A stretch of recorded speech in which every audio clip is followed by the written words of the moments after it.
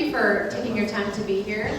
I know that one of the really interesting things I learned about Churchill in the past year when I was up there for a tour is, while Chat is doing an amazing job reaching it's several hundred to 1,000 kids that are in their programs, there are actually thousands more who live in that area and who are still very much at risk, but Chat just doesn't have the capacity to reach. So I think it's exciting that Stony Point has a chance at least once a year and more times throughout to kind of extend their reach just by a little bit by either helping them through programs or helping them behind the scenes. So I'm really excited to hear from our team today that was up there this summer. As you know, the teams all went out this summer. They had time for debrief, and then this is our last sort of mission report for the fall. And we're looking ahead to our Go Night, which is October 28th, and that'll be a time when everyone in the congregation is invited to come and just learn more about opportunities here to serve in Richmond and serve on short-term projects. Basically, if you're interested in any kind of missions or want to know how to get involved, that'll be a great opportunity. So that'll be the Sunday evening, October 28th. But with that, I'm going to pray, and I'm going to turn it over to Sue, who will tell us how it's going to work. Father, we are grateful to have this time set aside. Just a brief hour, Lord, but you have so much for us to hear about, the work you've been doing. We thank you for the folks who are up in Churchill full-time, Lord, who live there, and we thank you for those that have given up their time this summer to spend a week there.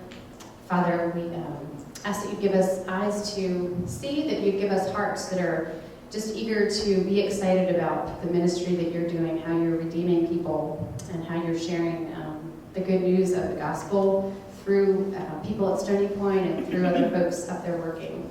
Father, we pray that the ministry of Churchill would be blessed through our relationship with them, and that we would also be blessed through knowing them and what they're doing. Father, thank you for Sue and her leadership, and I just pray that your words would come through in what they share with us today.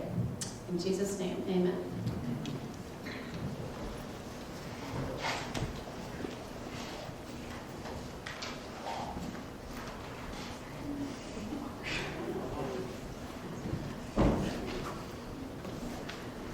Okay, I don't have much to say from me this year. You guys have all heard me talk about chat from time to time over the last several years. But kind of what we wanted to do was not just give you what we did this summer, what happened during that week that we were in Churchill, but there's so much that goes on between Stony Point and Churchill and the connection, and we're hoping that grows. So we wanted to give you a little bit of a flavor of all the things that go on. So we're going to have a few people from the team talk about our week there. We're going to have Kathy Picton, who has recently moved into Churchill and now working with Chat, talk about a little bit about her call and what it means to be there. And Meg Anderson is recently started as a year-long intern. And we'll have her talk a little bit about how that all happened for her and what her responsibilities are this year. And I have Taylor Dowell was one of our interns that was down there this past summer, and he's at BMI. He's not here, but I have a little bit of his blog, which is really kind of cool to hear what he wrote about his time there in the summer. And Mackenzie is here from Chat, and he'll talk about some volunteer opportunities. And Chris Schofield is one of the students at Chat and also one of the street leaders. And I wanted to give you a chance to hear about what it is to be a street leader at Chat, kind of what that means for him and kind of the opportunities that he's had to serve there too. So we'll start off with the team.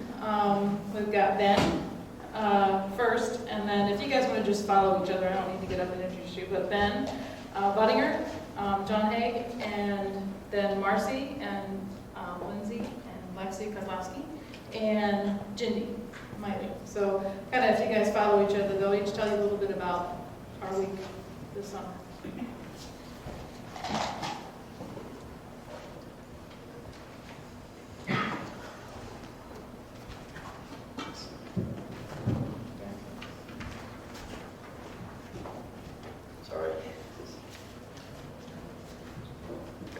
This summer I had the privilege of going on the Churchill trip with our church. It was really a neat experience for me. It was full of different surprises. I learned a ton and was changed a lot myself. One of the biggest things was it was neat to see that 20 minutes away from my house, it can be so different, and like really what I take for granted so much of the time, like my education, my the comfortable life that I have and the social standing and different things. Like, that's just abnormal for them, but like, for us, it's something that we think is such a plain thing. I was on one of the work teams, and we worked primarily at the Lighthouse. Lighthouse is where a lot of the church activities take place. So I believe the tutoring goes on there, as well as they have a sewing class. But we were working in the basement trying to fix up some different things with the bathroom, and a lot of them were pretty minor, seeming easy repairs, but it ended up being slightly more complex than we expected. The way that they build stuff, typically, corners are actually square and they're lined up straight. But we had a section of the roof that we had to replace as we were putting up some lights, and we cut the drywall, had it measured out. But the way that it turned out being is it's more angled than square, so we had to cut it down again, resize it, put it back up. So that was fun, but a little bit of a challenge. We also had to fix the shower, was a door, and some other things. One of the neat things we got to do was we tried to paint the walls. They were this nice green color. We didn't really appreciate it, so we turned it to white.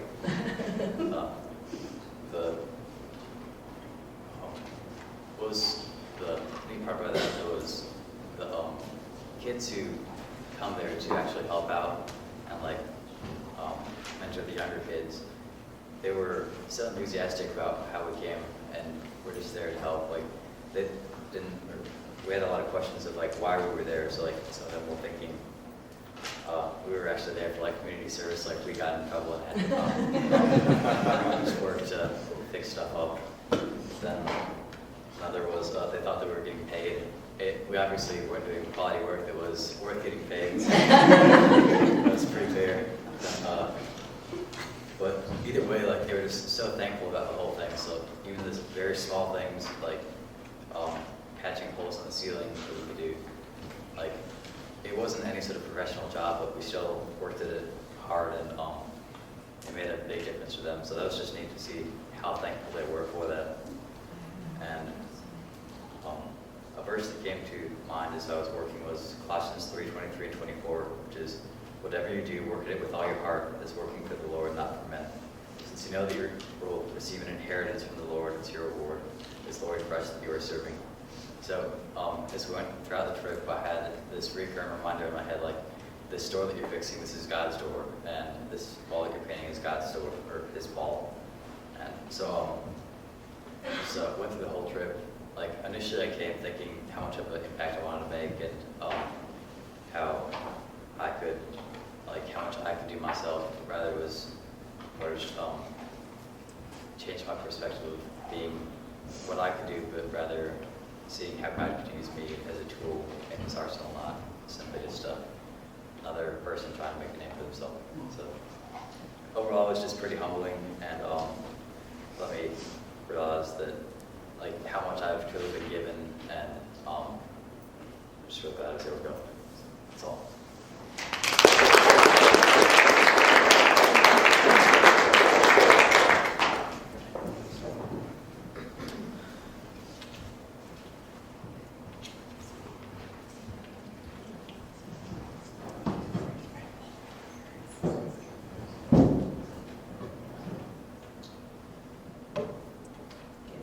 Does that come through? Yep. Okay, good. So my name is John Haig, for people who don't know. And I would say that, it kind of summed it up. My week was painting, more painting. On the one hand, that was the case. On the other hand, thinking about just everything else, I thought I'd go through that just a little bit. One of the things where we were painting was inside a church, the Lee Street Baptist Church, and there was a big common Sunday school area, many rooms empty, little small rooms emptied into that big area, and we were painting that and trying to, make it look better. It looked pretty good, really. It had been painted, was it 30 years before or something like that? and it still looked pretty good. But at any rate, they wanted a different color, and that's what we were doing. The chat, is the way it was explained to me, is chat is allowed to use that church. It's basically a church that their numbers have dwindled through the years, primarily a white church, but they've opened up their doors to chat, and so to sort of pay them back. Is that correct? Would you say? Then we were just helping them out, helping the church out. Other people have said, and gone on mission trips that they, in the end, they get more back than what they've given, and I would say that's true. And I just thought I'd just go through a little list of things that I was just thinking how it's been meaningful to me and what just others contribute. So I just sort of the events of the week, when we got there, we worshiped at the theater on Sunday, on Sunday afternoon at the Robinson Theater, and it just, it's very, moving service, and if you've been, you know what I'm talking about. But also then you have a chance afterwards to have a meal, fellowship with others, get to know some people that you may not have. And then the next day we did a tour of, this is just some of the highlights, Churchill. I recognized on Tuesday they have a prayer morning, early in Tuesday morning. I went to that and got an opportunity to once again meet with some people. They prayed for my sister and her husband, and it just, it's just you get involved with different Christians, and that we also then heard talks each day from Mackenzie, Don Coleman. There was a lady there from Housing Urban Hope, but I can't remember her name, and Kathy spoke one day too. It's just seeing and meeting a lot of people who came from this church and other places that brought food, brought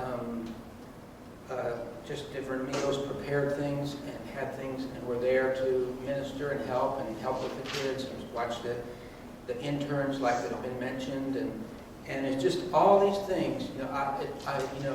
I had an opportunity to observe and think while I'm painting, and just and reflect, and it just in a way that's what ministered to me, was just very meaningful to think, how I was just so happy to be a part of this group, and to be in ministering like that. And in Romans, what Paul says, we are many parts, this is a paraphrase, we are many parts of one body, and we all belong to each other. It was certainly evident that week in the items and the things that I mentioned. So that's mainly what it was to me.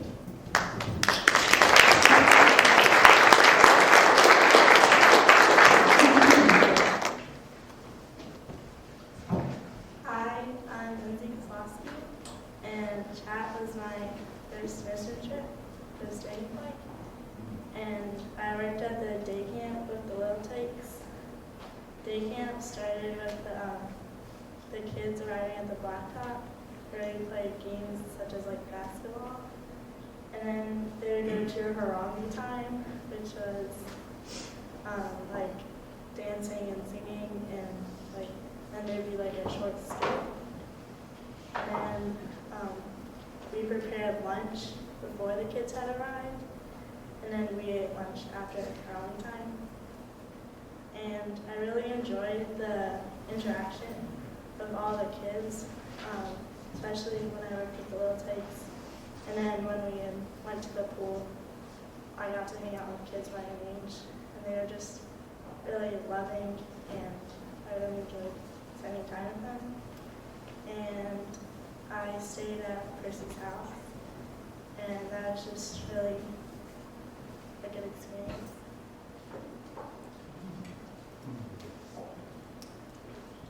I'm Marcy Kozlowski. I guess one thing we heard over and over in our devotions was just being intentional about our faith. And Mr. B made a comment yesterday that more is taught than taught, and that's chat in a word. There's so many examples of people living out their faith. Kathy, moving there as a single woman in the neighborhoods, and Kenzie, the interns, all the interns they had this summer, they had, I don't remember, quite a few, 30? 25. And from all over, geographically, all over, even Ireland. So just came for their summer to be there and to help and to serve and to live intentionally. And I think the strongest example of that was someone I haven't even met, and that was Percy. We had heard his stories, we heard about how Chad had started, and I've yet to meet him, but I stayed in his home, and you learn a lot from staying in someone's home. There was just a very open community. I'm an introvert, so after being out all day, I just wanted to come home and hide in my little cubby, but there was always, I was challenged because there was always people there, and seeing, just looking at his pictures, of his family, his biological children as well as his adopted children, and on one picture, I also had his daughter and her class picture, and she's the minority in her class, and just very intentional living out her faith, being salt and light there, and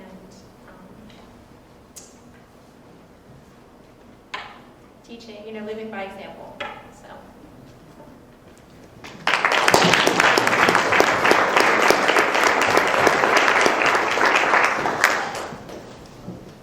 As some of you know, I spent 6 months this year in Calcutta, and I lived in a residential program with 6 little boys and 16 girls. And one of the little boys that I became very close to is a little boy named Isham, who is either 6 or 7. Many of these children don't know when they were born, so they don't know how old they are.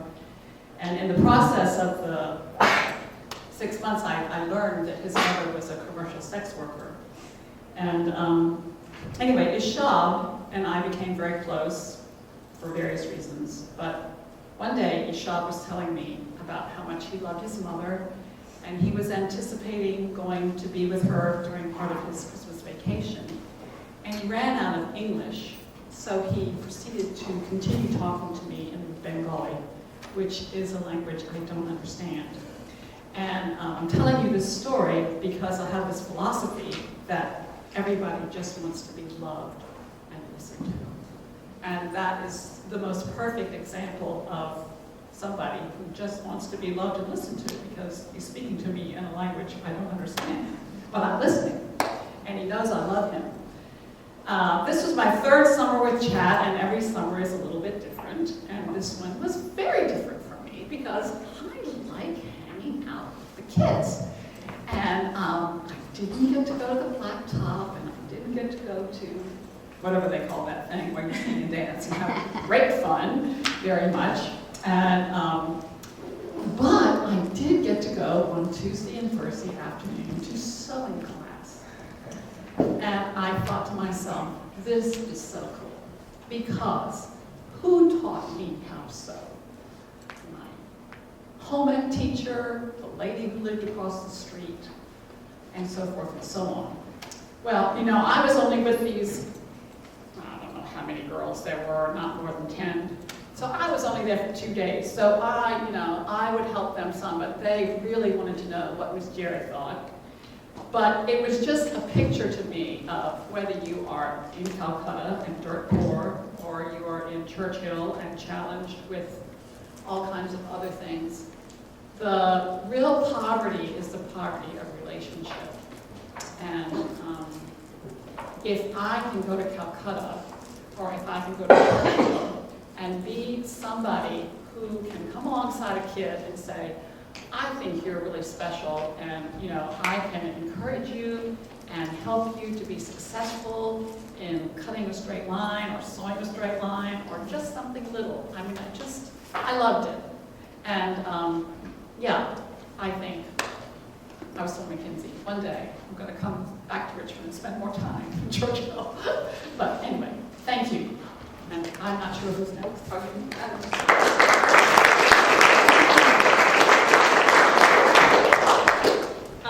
Just kind of to wrap the team's part up, as you heard, we were in 2 groups, but don't let Ben tell you any stories about how he didn't do good work. He and his brother, Paul and Matt Garman worked on this bathroom, and it turned out quite well, and they worked absolutely tirelessly. And the funniest story I heard, and I hope I get this right, was Chris, who is, what's his director of operations or whatever at Chat.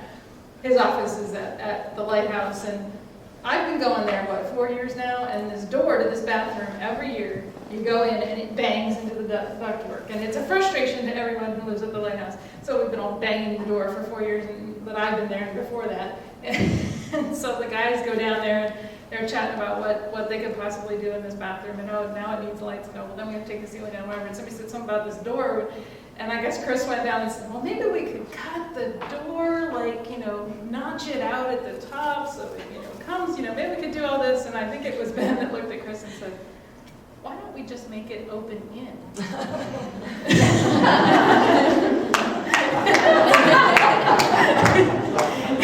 So don't let Ben tell you that he wasn't extremely helpful. Yes, he was. But they did a great job. So I wanted to kind of switch gears to what we did during just this one short week this summer, to what Kathy Picton is doing, now working with Chat and having moved down there. And I just asked her to talk a little bit about what that call is for moving into Churchill.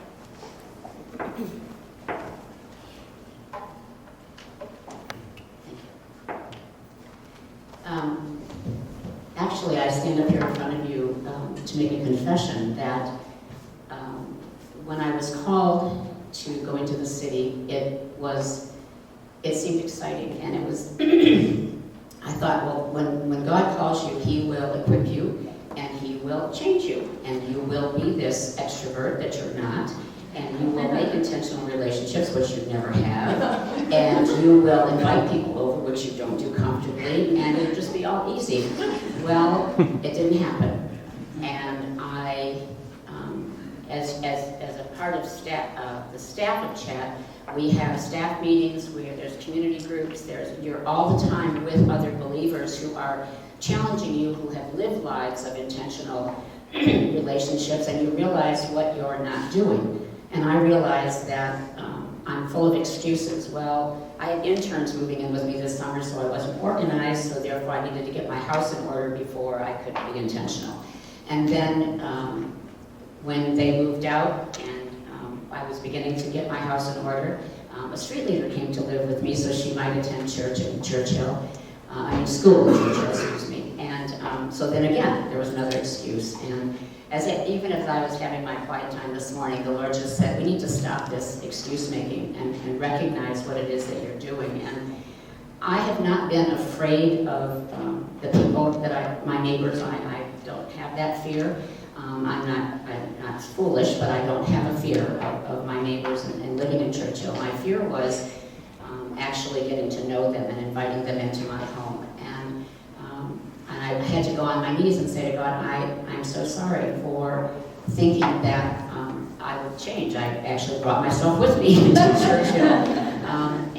And yet I realized that it is in this community that there's an openness of forgiveness, and it really is community, and there really is that openness of forgiveness. There's no one that's better. Even Percy, you're all on the same level. He doesn't talk to you as if you are less than he is, and we're all believers in the same family, and it really is a family relationship. And I think for Ryan and myself, that's been such a wonderful comfort for us to sit down. Please, Ryan. Excuse me, he's going to come on. It has been a wonderful place for us to be, to have family and to feel as if we're family. And that has happened for Ryan as well. He needed to come with me this summer at summer camp. He doesn't have a job at the moment. And the people that came in to do the kitchen work took him under their wing, and he really was able to feel like he was important as well. And he's been made to feel important by the staff. He was accepted by all the kids that were there this summer at the summer camp. So it's been a wonderful experience in that way. And I feel as if I'm home. I feel as if I have been being prepared for this all my life. And so, but you can keep me in prayer in terms of the intentionalness of my relationship. God has placed a woman on my street who is very intentionally meeting me. And so I realize that the next step is just to invite her into my home and to make that become an intentional relationship that I know God is bringing about for me. So thank you.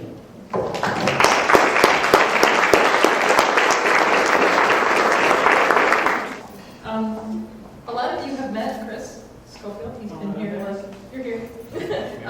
He's been here lots of times, or quite a few times. And I asked Chris to come just to kind of give us some perspective.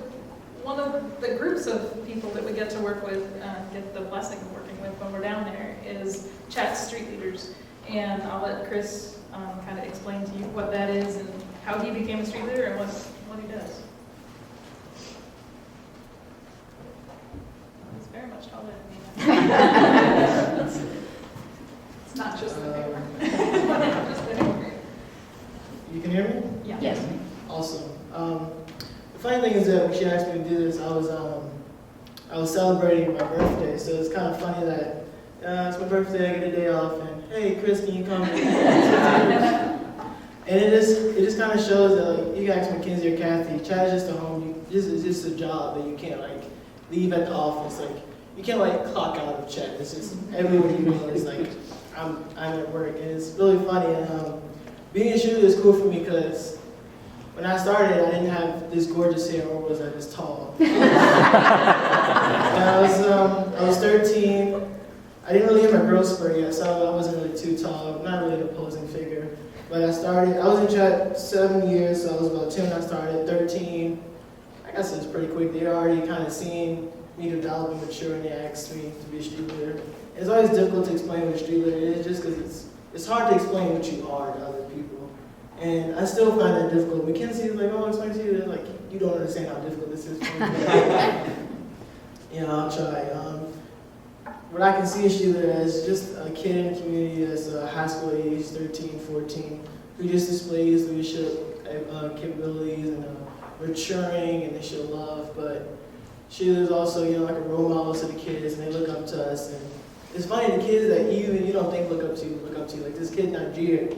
He's one of those kids. He's not like mean to me, but he gives me a hard time a bit. And I always kind of thought that he always just saw me as a kid who was just there. But like it was funny, like he'll like be at the basketball court, like, Chris, look, and he'll like do like a cool layup or something. It was like, all right, that's awesome. And it's funny how you realize they seek your approval. Even a 17-year-old, they're like, they kind of want me to see them do all like good things, and it's really great. And being a street leader has been difficult for me just because I realize that it's really hard to be loving and patient with the kids we need to be.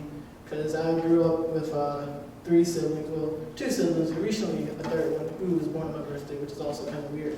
But and it's tough for me to give the kids the love and patience that they need. But it's been a struggle for me, and I've been trying my best. And it's awesome to see you guys come out there and help with the kids. They get very attached over 1 week. Like, you can come in, you cannot know a kid's name or face for the first 3 days, and by like Friday, they'll be hugging you, like calling you big sister.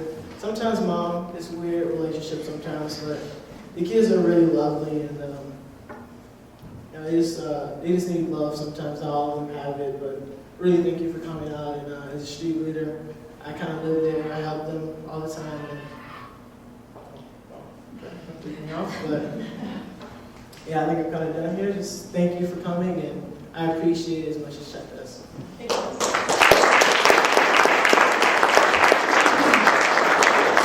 Can you tell them how you get to be a street leader, like the process that you go through? Okay. That's kind of interesting. That's interesting, I suppose. In all honesty, it's really not that interesting. What happens is they ask you, they'll give a little announcement at the end of the day, like, if you're a rising 9th grader or already in high school, fill out this paper and return it next Tuesday. And usually I finish it that Monday before, and I hand it in that Tuesday. I'm a bit of a procrastinator, I know this. And there's the interview process, and usually I'm terribly underdressed for the interview process, but I mean, I've already been working there for so long, they're not gonna fire me, they know this. And, Where do we go for that? we go to Snag a Job. This is really, they had this slide, I'm sorry to get excited, but they had this slide from like the second floor to the first floor. Really awesome slide, just in the middle of the workspace. They have a ping pong table, they have these weird stairs, they're not stairs, I don't know what they are, but they're awesome. It's a really nice place. And the interview is a little bit intimidating because they have 3 people. It's, I think it's Brandon Mills, it was my interview, it was Brandon Mills, Percy Strickland, and Doug Rucker. And they all ask the questions, you have to try to give them all your eye contact, it's really difficult. And the questions they ask are really like, they're really simple questions, but I mean, they're like, everybody's weird, like how do you think like your job as street leader is going, or like how do you feel like your progress in it or whatever. And sometimes I just kind of want to lie, like street leader, I got it, like that's under my belt. But it's you know, I have to show humility, which is a bit hard for me, and just show them my yes, it's a bit hard for me if you can believe that. And I just kind of go down, like, yeah, I have difficulty. Sometimes the kids make me angry, and I want to shout. Sometimes I'm really sleepy and I just want to take a nap, which happens every day after school. And it's difficult, and I tell them that, and they ask me, like, how's the relationship with God been? And some years it's like, last Thursday I picked up the Bible. That's pretty good, right?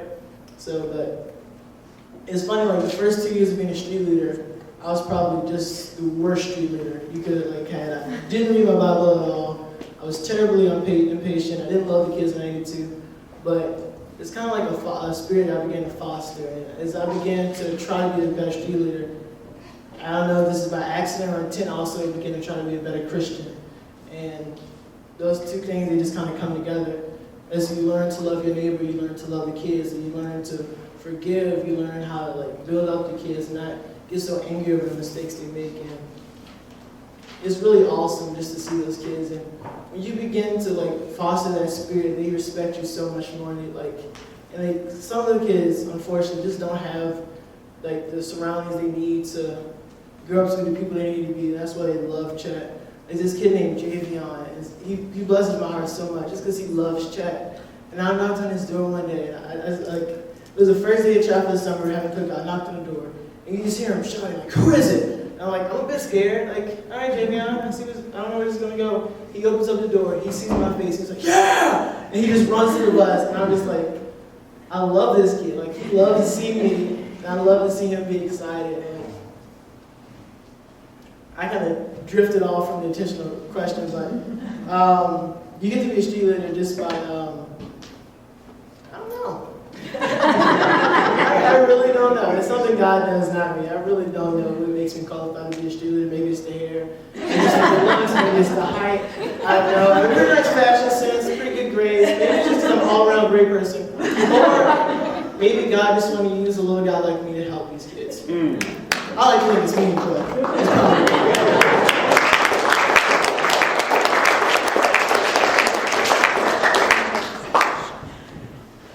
Meg, I'm sorry if I'm going to make you follow. Meg Anderson, the daughter of this congregation, she's a year-long intern with Chat this year, so I'm going to let her kind of tell you what's going on with that.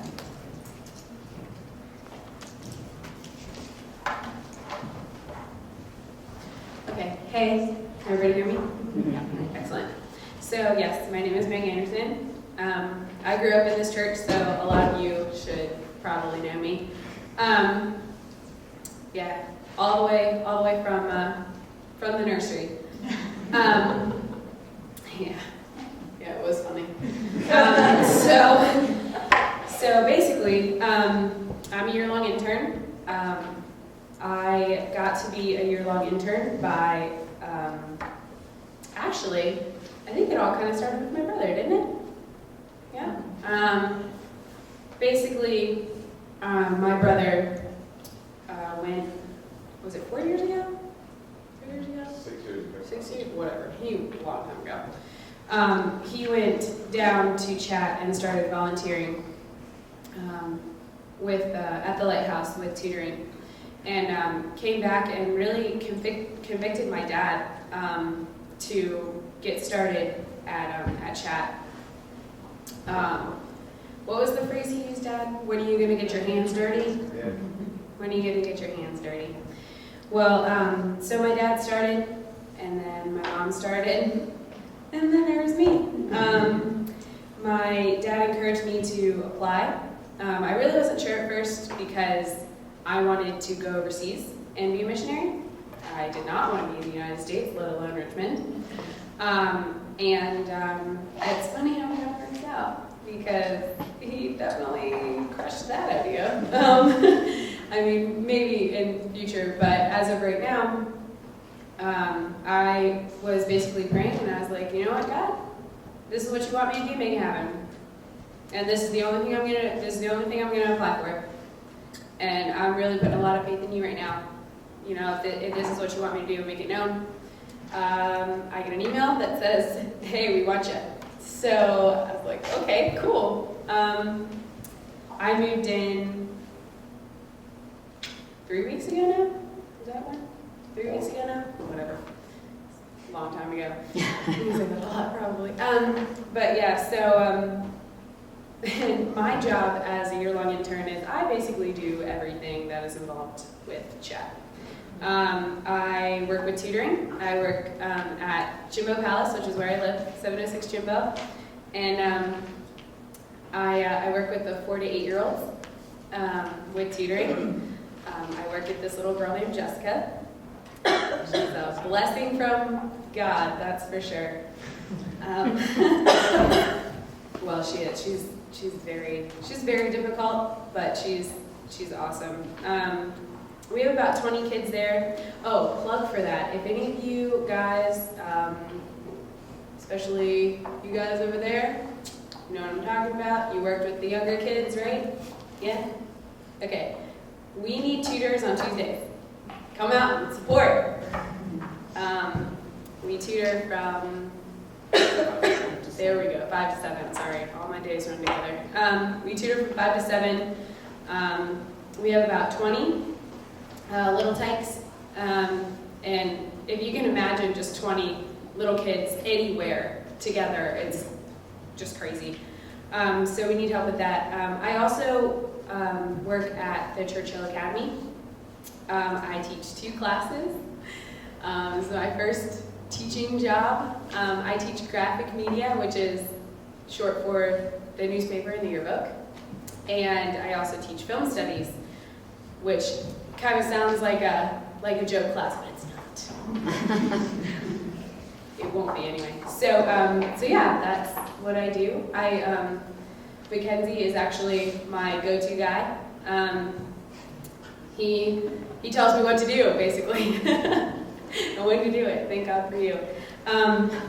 But yeah, being a year-long intern, also, the chat wants all of us to live in Churchill. So again, I live at Jimbo Palace with 3 other interns, or 2 other interns, excuse me.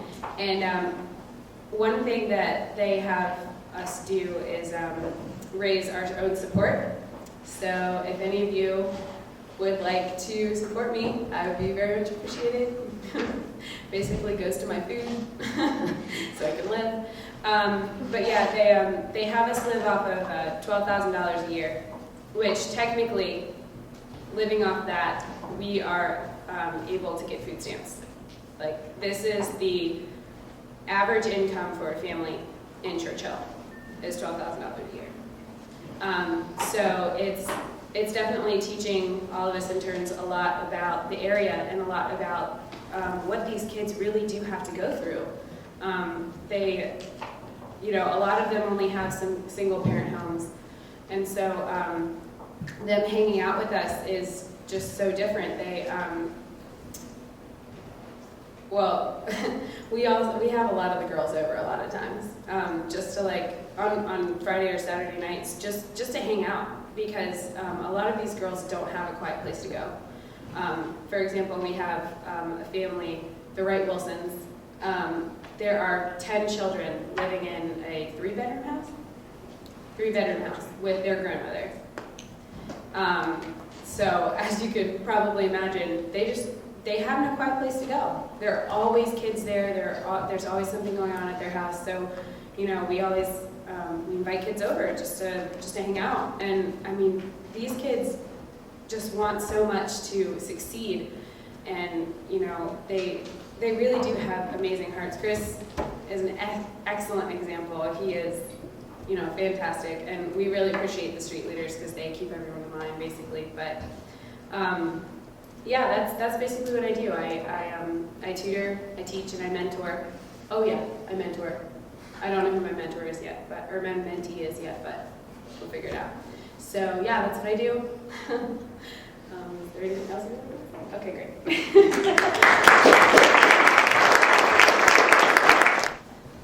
Okay, the last thing that I have before I kind of turn it over to Mackenzie for just kind of filling you in on some volunteer opportunities. And I thought this summed it up really well. I went to, for those of you know, Taylor Dow, son of the Dow family in the congregation, spent this year here. He wasn't a year-long intern, he's just a summer intern. And Taylor, most of the summer, all of them wrote blogs for the summer. And so they would do weekly installments or close to weekly installments in their blogs.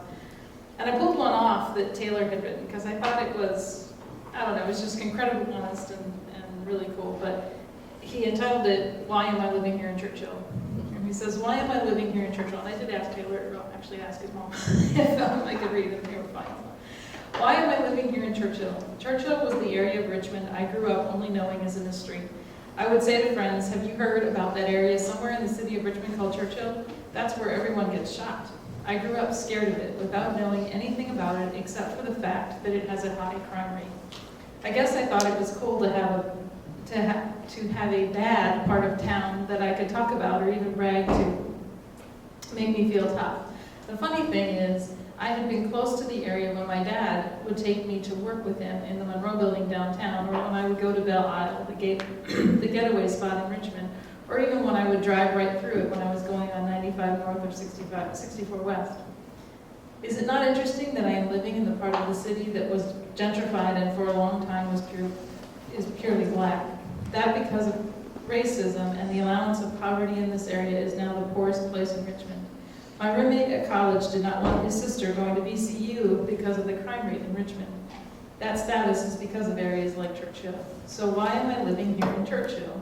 That is a very good question that I have not yet fully answered, and I can still make myself wonder why.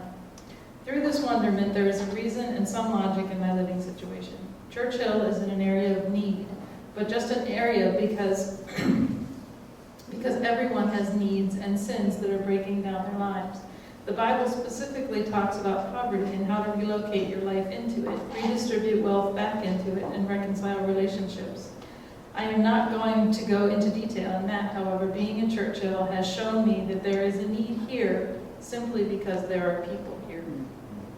Sometimes, some of the kids I work with are really, really bright. In fact, so bright that they can outsmart me at half my age, and it takes me a while to realize it. Some of the kids are great athletes, but do not get to show off their potential because of bad sports programs. Instead, they show their potential in fights and being the stronger, meaner person.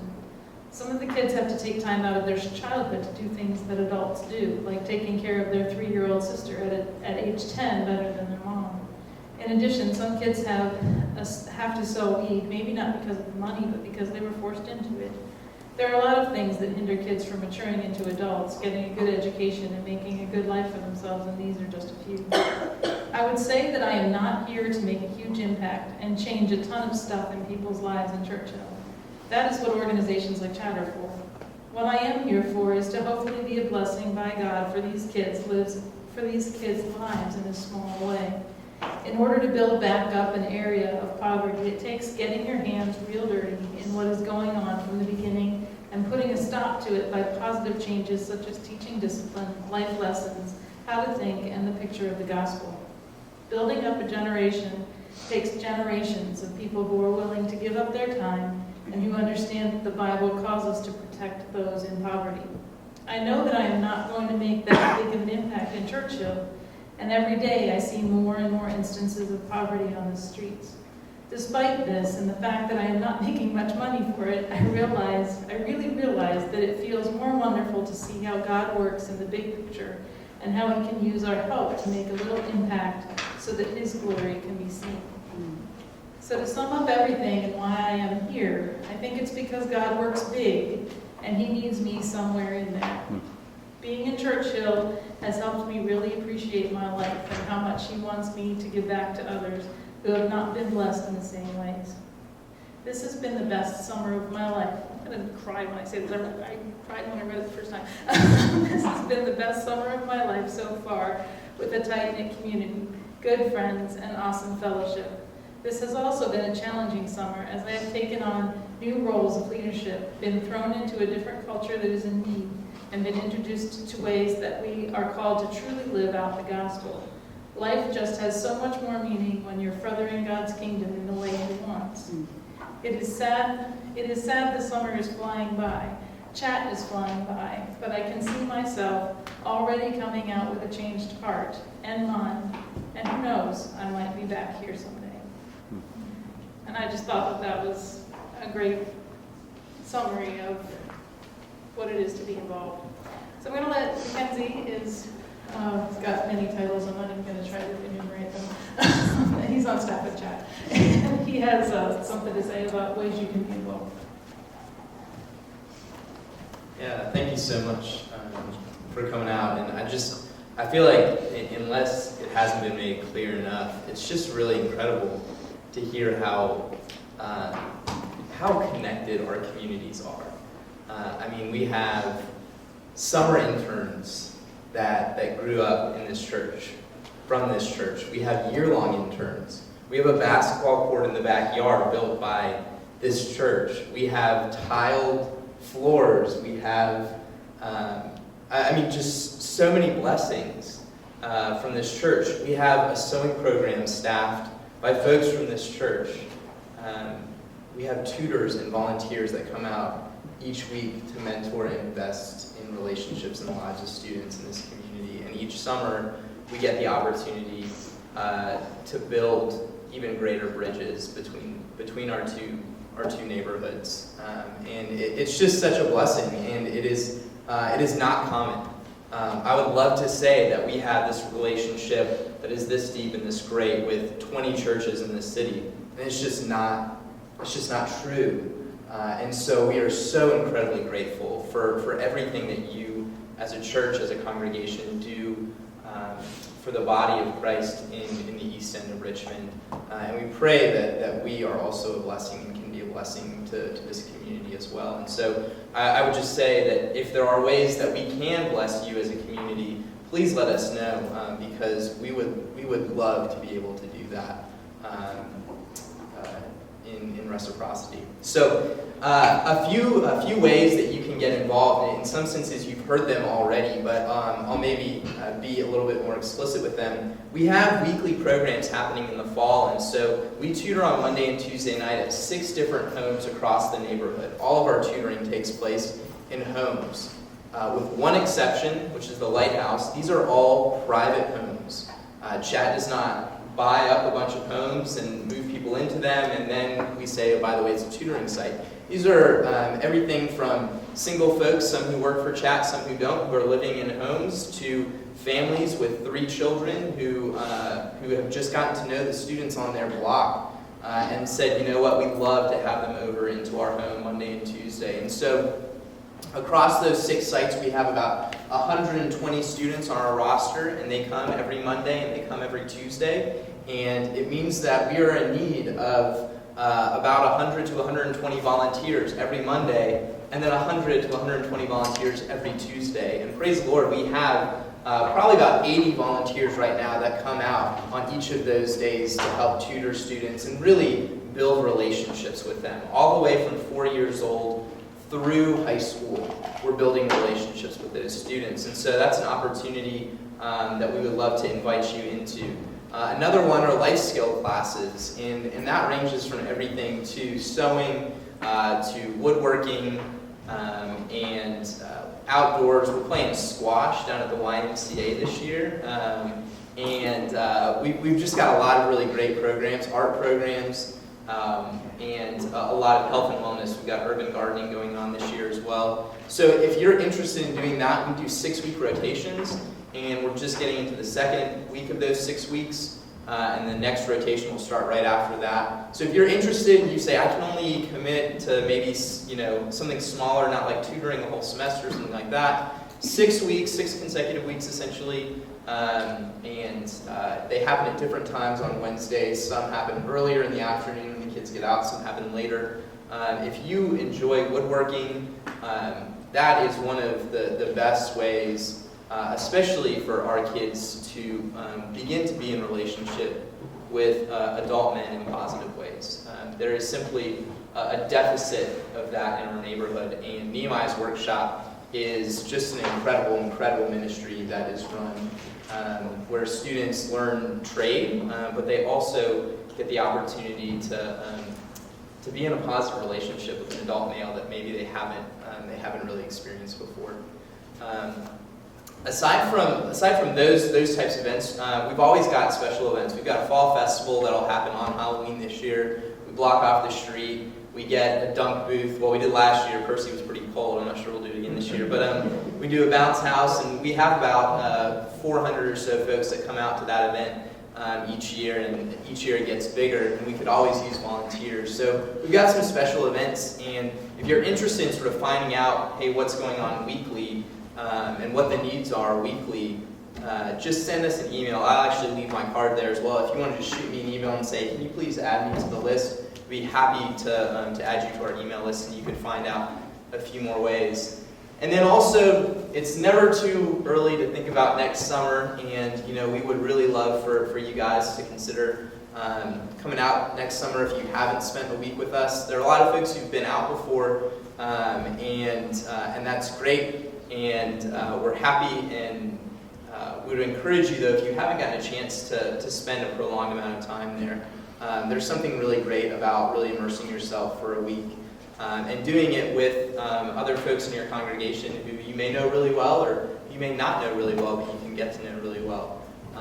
Just be warned that if they come out and you bring your kids, whenever they graduate from high school, we will be recruiting them to be an intern with us, like Taylor Dowell. So that table over there, those are our future interns, and we know it, and we'll be pushing hard for them.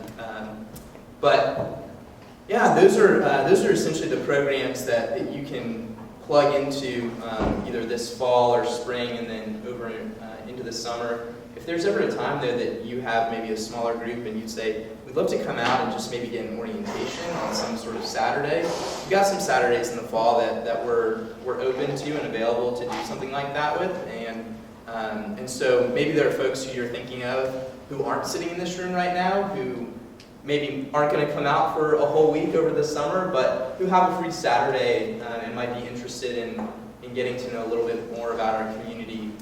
Just contact me, and I would be more than happy to help arrange something like that. So appreciate everything that you all do for us, and look forward to seeing you guys out in Churchill again soon. So thank you.